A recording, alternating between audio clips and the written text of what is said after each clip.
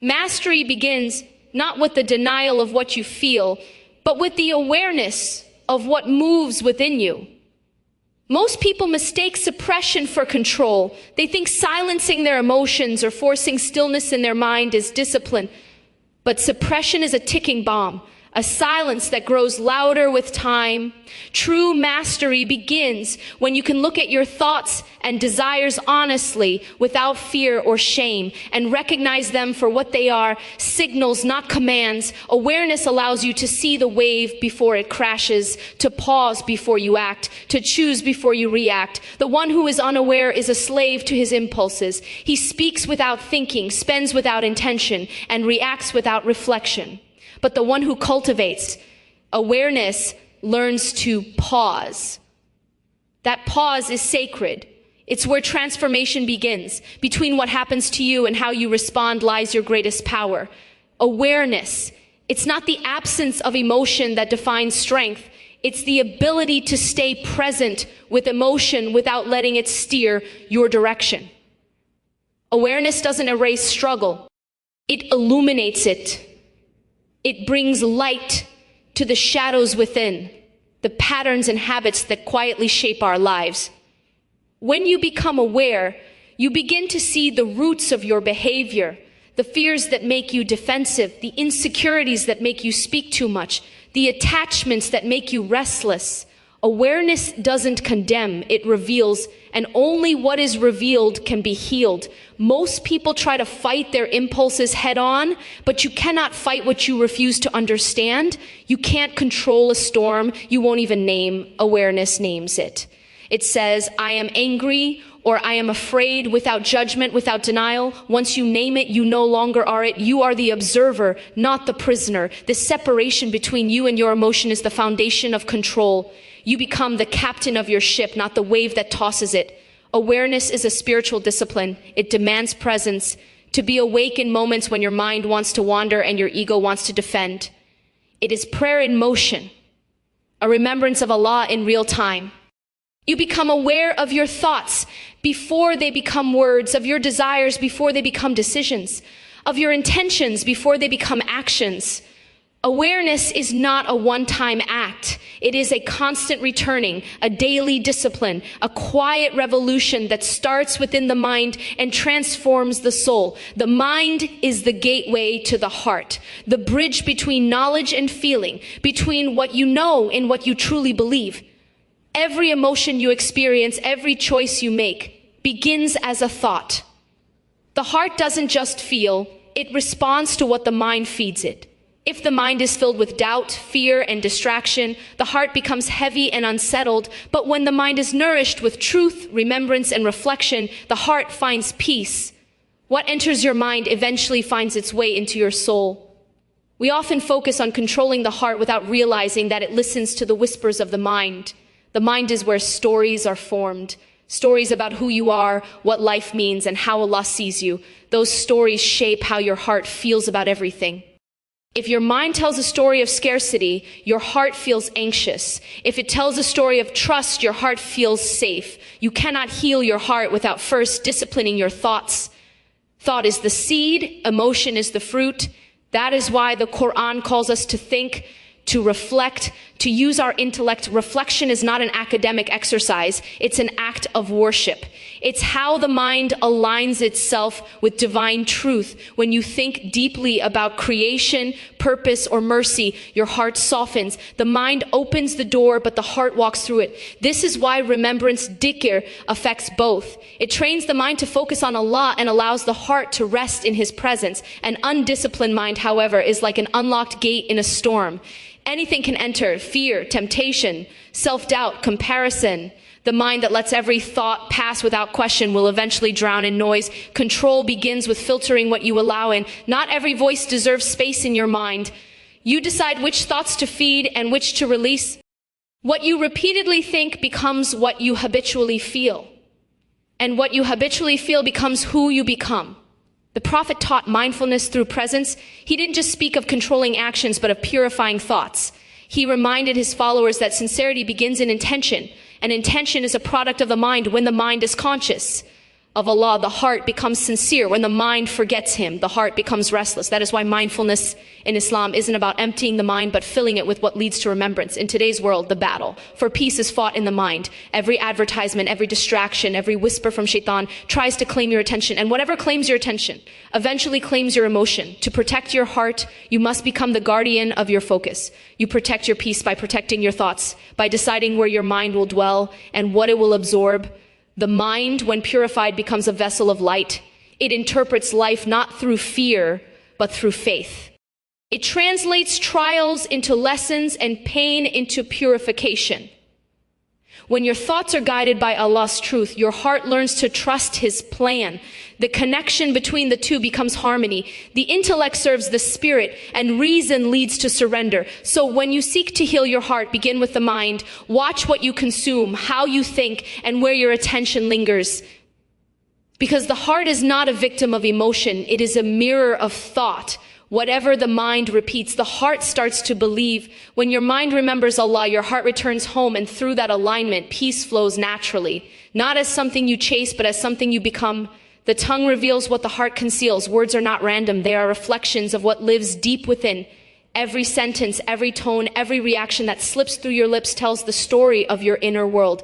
When your heart is at peace, your words carry gentleness. When it's burdened, your words leak frustration, fear, or pride. You learn that controlling the tongue is less about restraint and more about purification. Silence then becomes a form of wisdom. Not the silence of avoidance, but the silence that allows the heart to settle before speaking. The one who pauses before responding demonstrates spiritual maturity, because between thought and speech lies a sacred moment, a moment to ask, is what I'm about to say true? Is it kind? Is it necessary? That moment of mindfulness transforms ordinary speech into an act of worship. It becomes remembrance instead of reaction. But silence alone isn't enough if the heart remains bitter. Silence turns into suppression. You may hold your tongue, but resentment still speaks in your eyes, your tone, your body language. Real transformation happens when the heart is softened through remembrance of Allah. When the heart is full of dhikr, the tongue naturally follows with truth, gratitude, and peace. You don't have to force kindness. It flows from within. The purified heart doesn't have to perform. It simply overflows. The tongue is one of the most dangerous and powerful tools we possess. It can destroy years of trust in seconds, or plant seeds of hope that last a lifetime. The Prophet warned that most people are thrown into the fire because of what their tongues have earned. That warning isn't about fear. It's about awareness. It's a call to recognize how something so small can reveal everything about who we are. The way we speak about others is often the truest reflection of how we feel about ourselves. To purify the tongue, you must first purify intention. Speak to heal, not to hurt. Speak to uplift, not to impress. Speak with purpose, not for attention. Every word you utter has an energy that echoes far beyond the moment. When you speak truth with humility, Allah places light in your words, and that light can change someone's life, even your own. The goal is not to have a perfect tongue, but a conscious one that pauses before speaking, one that remembers before reacting, one that reflects the peace within rather than the chaos around. When the heart is aligned with Allah, the tongue follows in harmony. The one who remembers Allah becomes aware of himself, because divine remembrance sharpens self-recognition. When you see yourself clearly, you begin to see your Lord's mercy even in your flaws. Without awareness, religion becomes ritual, and self-discipline becomes performance. You might appear calm on the outside, but remain chaotic within. Awareness integrates what's inside with what's outside. It aligns the heart with the hand, the thought with the tongue, the intention with the act. It is the difference between living consciously and merely existing by habit. In Islam, awareness, taqwa, is the essence of mastery. It's not fear of Allah in a distant sense, but awareness of Him in every breath. It means knowing He is near when no one else sees. that your inner world is as sacred as your outward actions. When you are aware of Allah, you naturally become aware of yourself because you can no longer live disconnected from what He witnesses within you. So mastery begins not when you suppress the storm inside, but when you learn to sail through it with awareness. The tongue is a mirror that exposes the condition of the soul, and that is why the Prophet said that a person's faith is not complete until their tongue is disciplined. Many people try to change their speech without changing their heart, but that's like painting over cracks in a wall. The surface looks smooth, but the structure beneath is still broken. The tongue doesn't misbehave on its own. It only obeys what the heart commands. Anger, gossip, arrogance, and lies don't begin in the mouth. They begin in the emotions that haven't been healed. When you speak harshly, it's often because there's pain or insecurity that hasn't yet found peace. The tongue merely gives that pain a voice. Every word we speak has weight. The Quran tells us that not a single word escapes the tongue without being recorded. This reminder is not meant to frighten us, but to awaken us to the power of language. Words can build bridges or burn them. They can heal hearts or wound them deeply. When you realize that your speech is a reflection of your inner state, you begin to take responsibility for both your language and your emotions. It becomes an instrument of good, a voice of mercy, a channel of remembrance, and a reflection of the divine tranquility within. Wealth is a tool, not a trophy. It was never meant to define your worth or display your status. It was meant to serve your purpose. In the eyes of the world, money measures success, but in the eyes of Allah, it measures responsibility.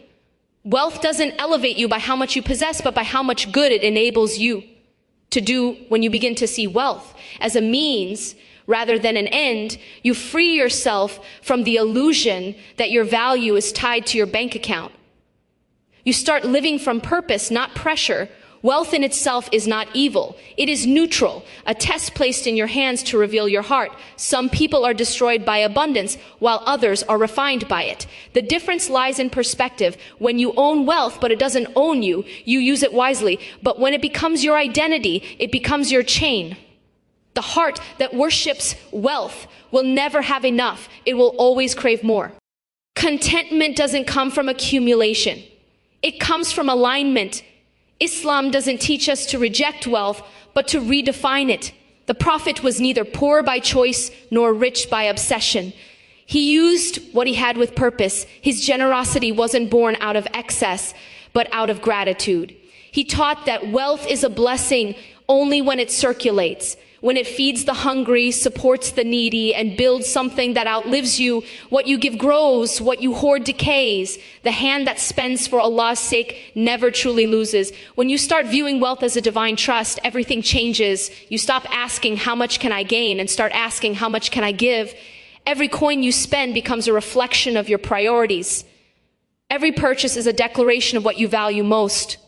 Wealth reveals your character, not by what you have, but by what you choose to do with it. The spender and the hoarder may have the same amount of money, but their hearts belong to two different worlds. Wealth is a tool for service, not self-glorification. It's a means of building bridges, not walls. When you see money as a way to serve humanity, your blessings multiply, not only in material form, but in peace, purpose, and spiritual depth. True prosperity is not in how much flows into your life, but how much flows through it. The wealth that circulates with intention becomes a current of mercy that touches lives and purifies the soul. The danger of wealth lies not in possession, but in perception. When wealth blinds you to the giver, it becomes a curse. But when it reminds you of Him, it becomes a form of worship. Every transaction, every earning, and every act of charity can either bring you closer to Allah or further from Him. The moment you see wealth as His, not yours, the anxiety around money dissolves. You become a steward, not an owner, and that awareness brings both humility and peace. Greed is not cured by poverty. It is cured by perspective, the heart that trusts. Allah understands that sustenance is written, that abundance and lack are both tests. When wealth becomes your servant instead of your master, you no longer chase it. You guide it. You use it to elevate others, to protect your faith, and to contribute to something eternal. The wealth that serves Allah's purpose serves you in this life and the next Wealth is not meant to be displayed like a trophy on a shelf, but wielded like a tool in the hands of the grateful. It's not the luxury you own that defines you. It's the legacy you build. Every dollar, every opportunity, every resource you're given is a chance to build something beyond yourself. Wealth, when surrendered to divine purpose, becomes light. Light that travels through time, through hearts, and through generations.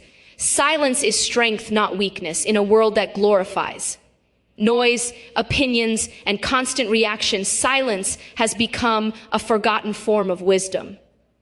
It takes far greater power to remain composed than to respond impulsively. The one who is silent is not always passive. Often, they are simply discerning. Silence is not the absence of thought.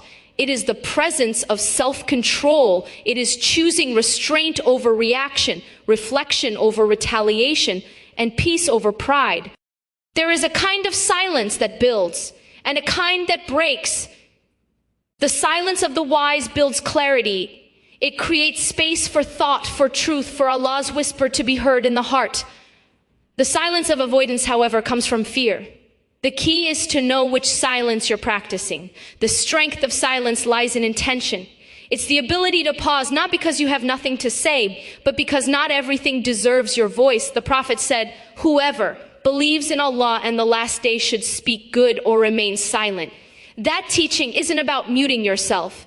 It's about mastering your speech. When silence comes from wisdom, it protects your peace and your dignity. You don't owe the world an opinion on every matter. You owe yourself the discipline to choose when to speak and when to let your calm be louder than your words. The strongest souls are those who have learned that not every attack needs an answer, and not every misunderstanding deserves a defense.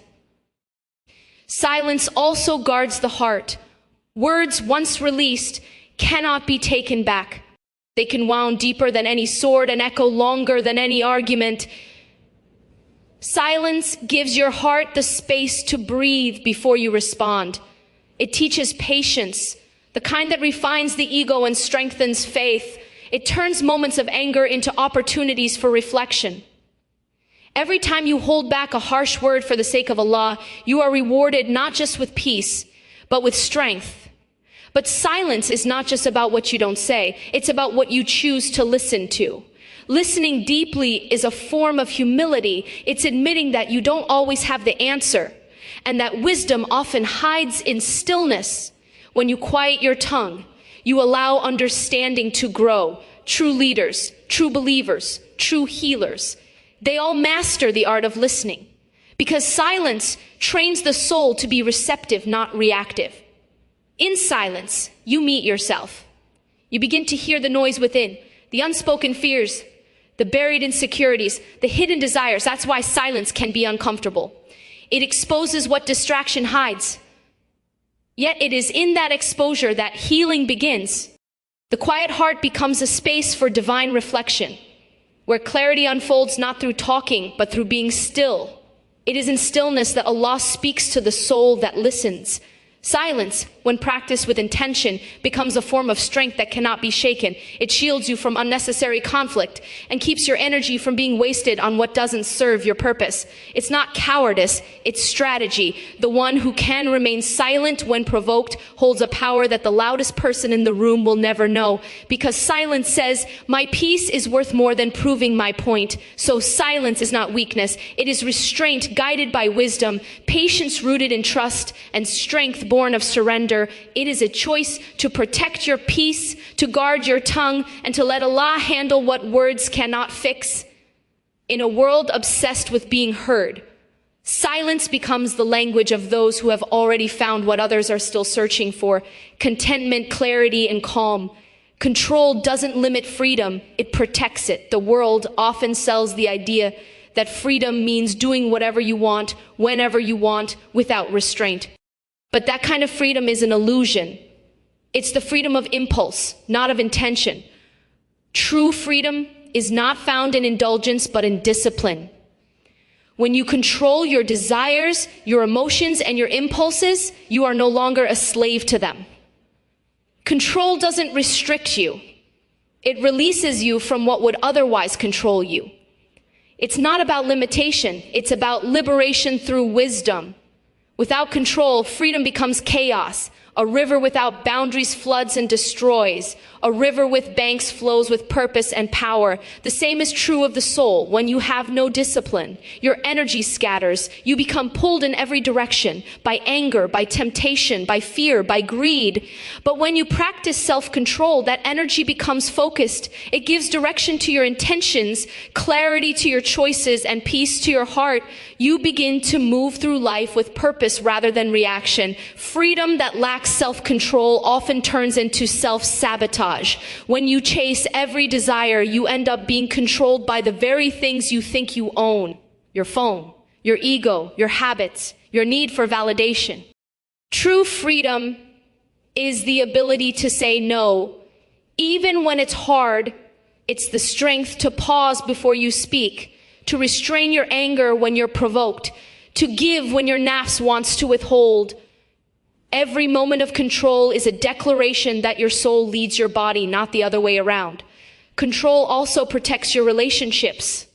Many people lose love, trust, and respect not because they are bad, but because they lack control over their words, their reactions, or their spending. When you master control, you create safety for those around you.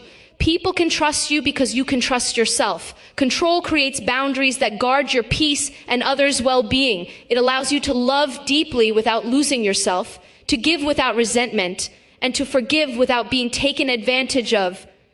Even your spiritual journey depends on control. Prayer, fasting, charity, all of these are divine disciplines. They train the heart to prioritize the eternal over the temporary. Allah doesn't ask us to control our desires because He wants to deprive us, but because He wants to free us from their control. Every act of restraint in faith is a step toward spiritual empowerment. When you fast, you learn that hunger doesn't define you. When you give, you learn that wealth doesn't own you. When you forgive, you learn that pain doesn't imprison. Control also refines your emotions. It doesn't mean you suppress what you feel. It means you govern how you express it. Anger, sadness, and fear are natural, but they shouldn't drive your decisions. Control gives your emotions direction, not dominance. It helps you respond rather than react. It transforms moments of weakness into opportunities for wisdom. The more control you develop, the more you align your responses with your higher values instead of your fleeting feelings. Those who fear control mistake it for confinement, but it's the opposite. The person without control is bound by their impulses, constantly reacting to life instead of leading it. But the one who practices restraint is the one who truly moves freely, choosing rather than being chosen by circumstance. Control builds confidence because it means you can trust yourself under pressure. It's not the cage of the disciplined that is restrictive. It's the chaos of the undisciplined that is enslaving. Control doesn't silence your freedom. It gives it structure. It transforms your potential into power. It guards your peace from being hijacked by every emotion, every temptation, and every distraction. It is not about suppressing life, but directing it. When you control yourself, you are not losing freedom. You are gaining mastery. You are not limiting your options. You are aligning them with purpose. Control doesn't imprison the soul. It empowers it to rise above everything that tries to pull it down. Accountability is the bridge between intention and transformation. Many people have good intentions. They want to change, to grow, to heal, to draw closer to Allah. But without accountability, those intentions remain only words. Accountability gives weight to your will. It turns dreams into discipline and faith into follow-through. It's the force that holds you to your commitments when motivation fades. Without it, even the purest intentions dissolve into excuses. Accountability is the structure that keeps transformation alive when emotions no longer sustain it. Accountability begins with honesty, the courage to look at yourself without filters or justification. You cannot change what you refuse to confront. Growth requires a mirror, not a mask. When you hold yourself accountable, you stop blaming circumstances, people, or fate. You start recognizing the role you play in your own condition. This is where real change begins. Not in denial, but in acknowledgement. Accountability is the moment you take ownership of both your choices and their consequences. True accountability is not about guilt. It's about growth. It's not self-condemnation. It's self-correction. You don't hold yourself accountable to punish yourself, but to align yourself. Every act of accountability is an act of mercy to your future self. It's how you protect the person you're becoming from the habits that could destroy them. Accountability builds awareness, and awareness builds consistency. It helps you measure not just what you do, but who you're becoming through what you do. Accountability to Allah is the highest form of self-discipline. When you live with the consciousness that He sees you, even when no one else does, your behavior changes. You begin to purify your intentions, refine your actions, and guard your speech. This is a hand to worship Allah as if you see Him. Accountability before people may keep you polite, but accountability before Allah keeps you pure is what keeps your private life consistent with your public faith. At times, accountability also comes through others. A trusted friend, a mentor, or a community that reminds you of your higher standard. Isolation weakens discipline, but connection strengthens it. When you surround yourself with those who hold you to your best, your growth accelerates. They see what you overlook, challenge what you settle for, and remind you of who you said you wanted to be. When you were clear-headed and sincere, accountability partners are not obstacles to freedom. They are guardians of your potential. Without accountability, time slips away unnoticed. You wake up years later realizing that good intentions alone never moved you forward. Transformation requires a system. Moments of reflection, self-check, and repentance. That's why prayer and dhikr are powerful. They keep you accountable daily. They bring you back to alignment before drift becomes distance. Accountability is not a one-time act. It's a rhythm, a way of living that keeps your inner life anchored in purpose. Accountability also protects you from arrogance. When you constantly evaluate your actions, you stay humble. You realize how easy it is to fall and how dependent you are on Allah's mercy. Accountability breaks the illusion of self-sufficiency. It reminds you that progress is not perfection. It's persistence through awareness and repentance. The one who holds themselves accountable in this life will find ease in the next, while the one who avoids accountability now will face it in a form they cannot escape. Every transformation begins with an intention, but it is sustained through accountability. It is the daily check that bridges what you hope to be with what you actually become. It's the difference between wishing for change and walking in it. Accountability turns faith into action, action into habit, and habit into character. It's the invisible discipline that holds your soul to its word, ensuring that what you desire in your heart is reflected in the way you live. The heart that submits to Allah controls everything else. Every part of you, your mind, your tongue, your desires, your wealth, follows the command of what rules your heart. If the heart is surrendered, the rest of the body obeys with ease. But if the heart is rebellious, even the smallest act of obedience feels heavy. True control then doesn't begin with willpower. It begins with worship, the one who bows their heart. Before Allah finds strength in every other area of life, because submission creates alignment. When the heart knows its master, the soul finds its direction. Submission is not weakness. It is the ultimate form of strength. It takes more courage to surrender to what you cannot see than to cling to what you can. The world teaches self-dependence, but the believer learns divine dependence. The quiet confidence that comes from knowing Allah is in control. When your heart submits, your mind stops fighting what it doesn't understand. It rests, trusting that the one who created it knows better. That peace is the fruit of surrender, not ignorance, but faith. A heart in submission becomes disciplined without being forced.